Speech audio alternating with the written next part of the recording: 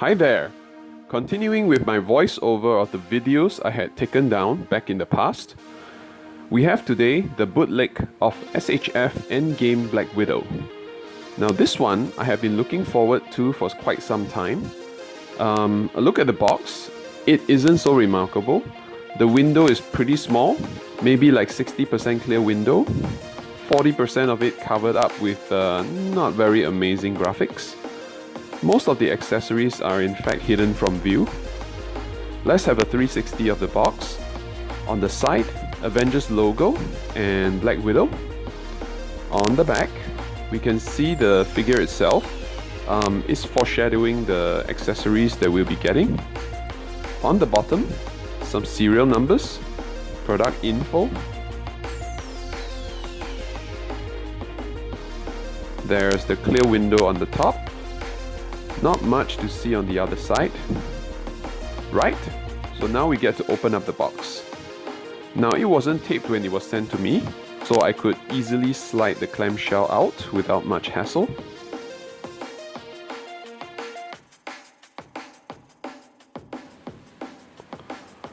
But of course, you know what they say about something that seems too good to be true. Extra amount of tape on the clamshell. After 2 minutes of detapifying the package, here's the figure. Well, I always check for looseness in the joints, be it an official product or bootleg. Well, let's be honest, especially a bootleg. Alright, a look at the aesthetics. If you didn't know, Black Widow is my favorite female Avenger. Now, this costume is pretty nice. It pays a bit of homage to the Black Widow costume she donned when she first entered the MCU. Scarlett Johansson has pretty much made the character hers, kind of like Christopher Reeve did back in the past for Superman. Speaking of which, looking at the face sculpt, you can see very little resemblance to the pretty actress.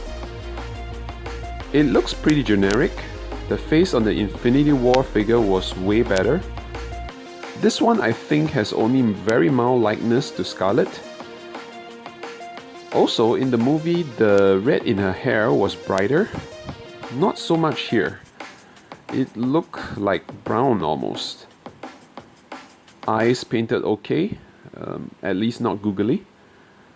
The body is mostly black with a splash of color here and there. So that's very cool and practical.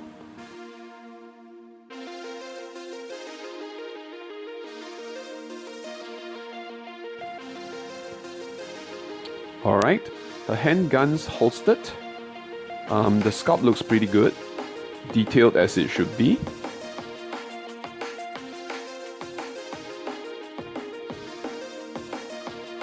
I have a smidge of red bleeding onto her widow's bite shooting thing. Blue color disc on her hand.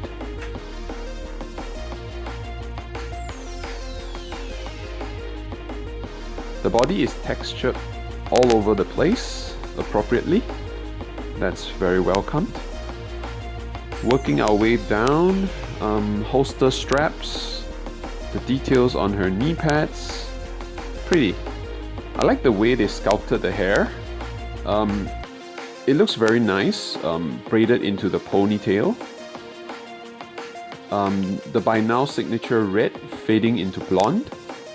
Or is it the other way around? Yeah, I think it's the other way around. Black Widow was supposed to be a redhead in the comic, isn't she? Anyway, the ponytail is permanently fixed in that one position.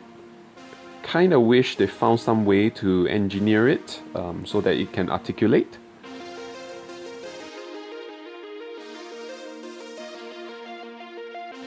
Moving on to the accessories. The Black Widow comes with alternate hands. 2 fisted hands she already has on the figure. 2 palm open hands. The one on the left having that blue disc and not on the one on the right. So it's easy to tell the difference between left and right for this figure.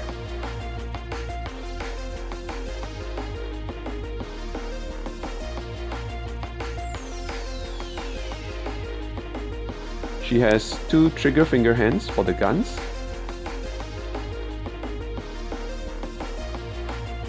two weapon gripping hands.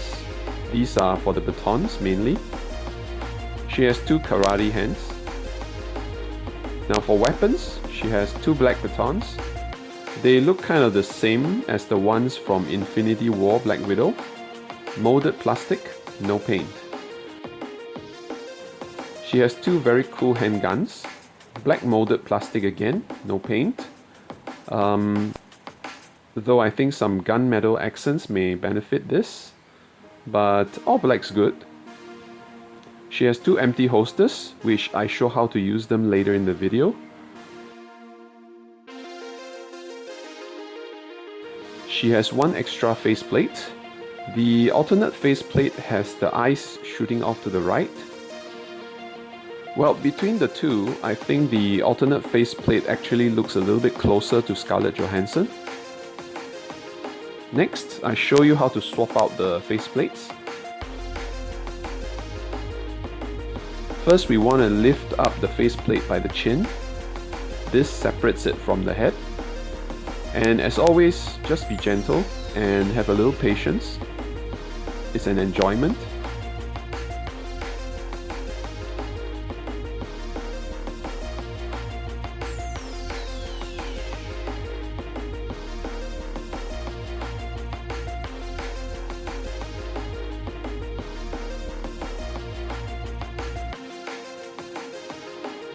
Next, to put in the alternate face, take note there are very tiny pegs for the faceplate, and I think they can get pretty fragile and brittle over time. So again, exercise caution. Once properly aligned, just push it in. The head holds the face in pretty snugly.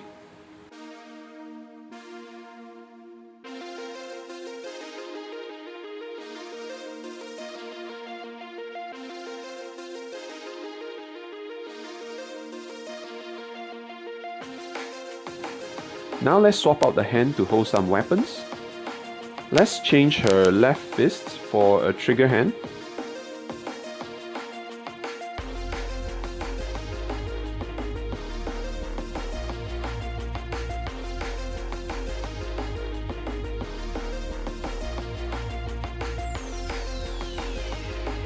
There. Placing the handgun in her left hand next, it all fits together pretty well.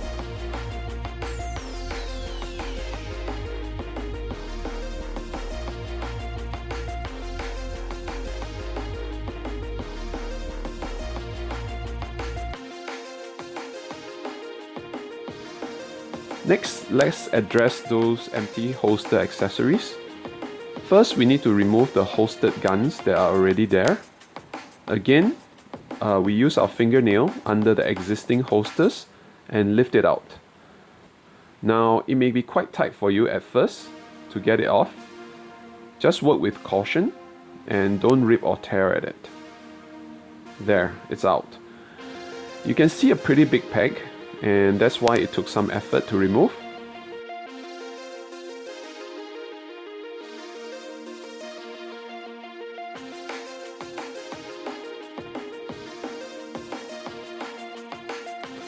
Let's place in the empty holster.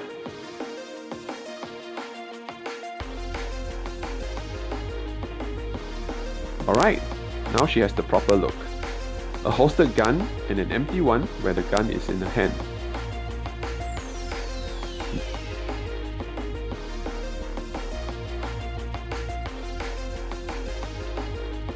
Next, let's have her hold her baton. First, we swap out the right hand for the baton gripping hand.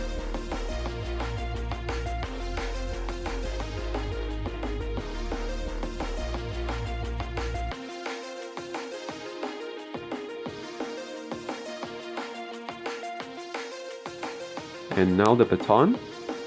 It essentially works the same way as the Infinity War Black Widows. Remove the handle part. Slide it into the hand and then replace the stick part.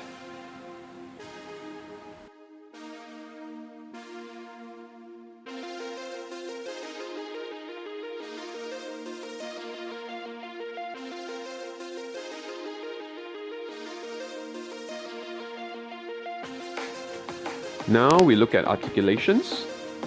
The upward head movement is limited due to the ponytail being in that position.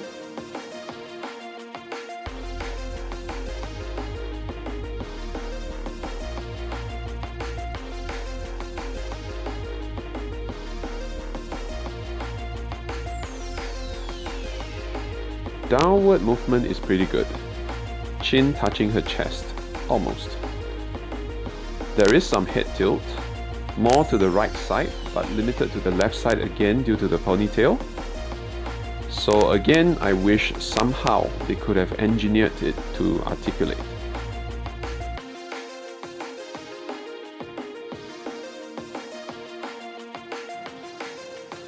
Her shoulders can lift above horizontal. We need to work the shoulder pad into the joint to give it more range.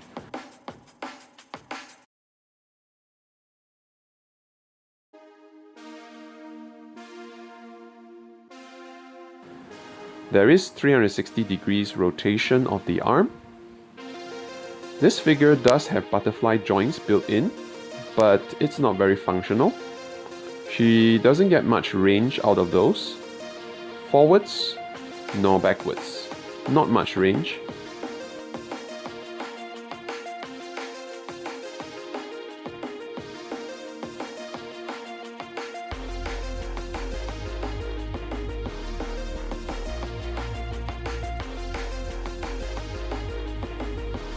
To make up for that somewhat, she does have wonderful double jointed elbows. Neato.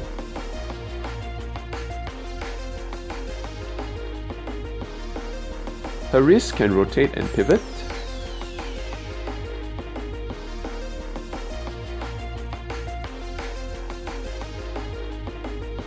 Her diaphragm joint, very beautiful and works well. There is waist rotation. Using these two, she leans back this much, not a lot.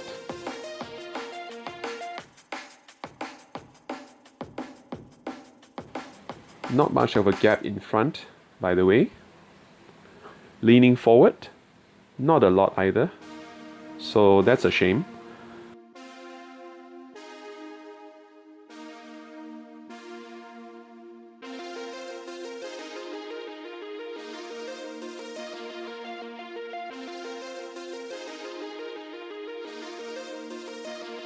For her hips, her leg can kick up this much and off to the side a little.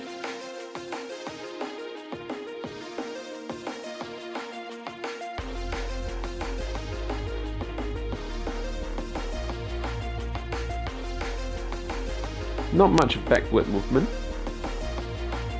Move to the sides. That's good news for Black Widow. She can almost do the splits. Decent range.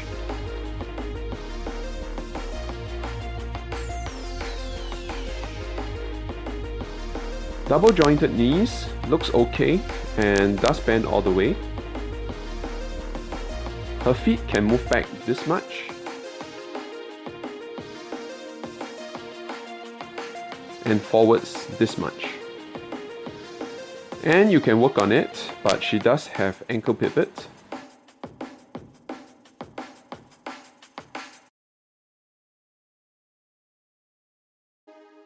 She does have some toe articulations, though it's a little tight on mine.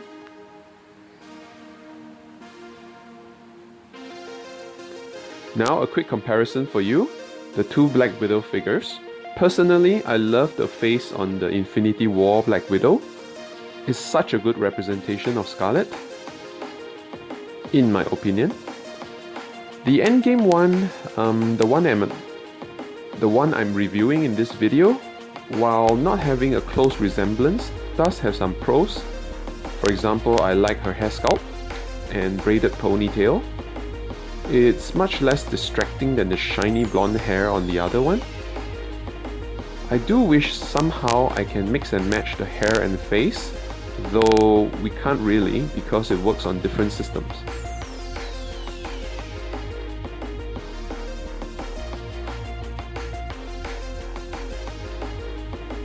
Now for the hands, the Infinity War Black Widow didn't have guns. Swapping out the hand from the Endgame Widow, and transferring it to Infinity War Widow. The hands do actually work on both figures from what I can see. And now Infinity War Widow can hold guns too. Neat, huh?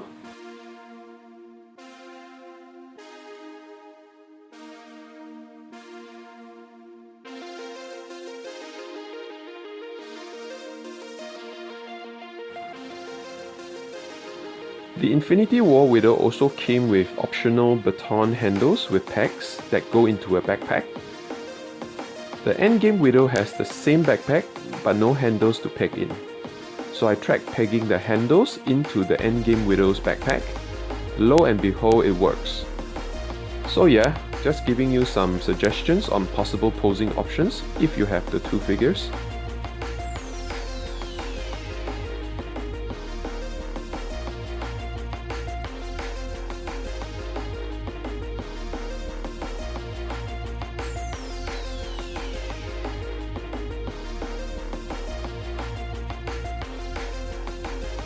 Endgame Black Widow figure is about 14 centimeters.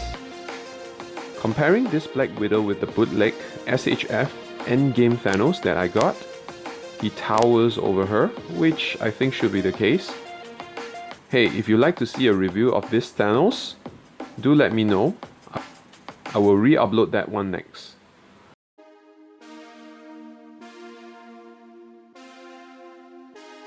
Next, an official product. I do have an SHF Chun-Li, one of my favorite female official figures, mainly because it looks and functions as it should for a highly priced figure. Next, an Infinity War Thor with a custom Stormbreaker. That's a bit much. Gosh, I love that line from Rocket. Anyway, you can see there's no way these two figures could scale with each other. Well, unless one is pressing against the display case, while the other is pressing against the back of it. Next, a fun comparison I threw in just for fun. A Marvel Legends Comics Thanos figure with a custom Infinity Gauntlet. Yeah, worn out from time, paint chipping and all. Okay, we are at the end of the review. Here's my conclusion. I totally love the costume and details on this one. I don't think I like the face sculpt on this one personally. I wish they used back the Infinity War Widow's face sculpt. That one has a very good resemblance. Some design choices, such as the fixed ponytail, is questionable as it hinders articulation somewhat. Also, the butterfly joints could have been more functional so that Widow can get into more crazy poses. Now, do I regret getting both versions of the Black Widow? Nope. I'm pretty happy with both versions. They are both great in certain ways. I love that they can swap accessories. Just wish that there was some way to swap the faces as well conveniently. Don't forget to give me a like, hit subscribe, and ring that bell icon. Do let me know if you got this figure, official or otherwise, or do you intend to now after the review? Also, are you looking forward to the now very much pushed back Black Widow movie coming out in June? Or was it July? Time for me to sign off, my friend. You have a great day. Bye bye.